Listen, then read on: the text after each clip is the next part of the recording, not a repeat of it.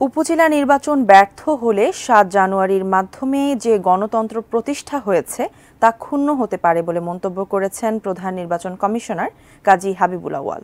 সকালে উপজেলা পরিষদ নির্বাচন উপলক্ষে মাঠ প্রশাসনের সাথে আইন শৃঙ্খলা বিষয়ক সভায় স্বাগত বক্তব্যে সিইসি এই মন্তব্য করেন।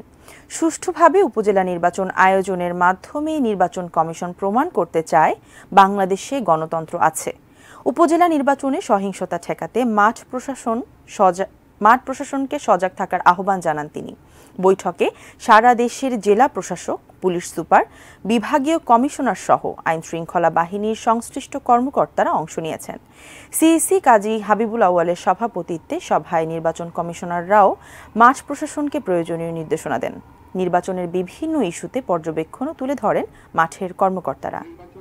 অবাধ হয়, যারা ভোটার তারা যেন এসে নির্বিঘ্নে ভোট প্রদান করে আবার নির্বিঘ্নে বাড়ি ফিরে যেতে পারেন।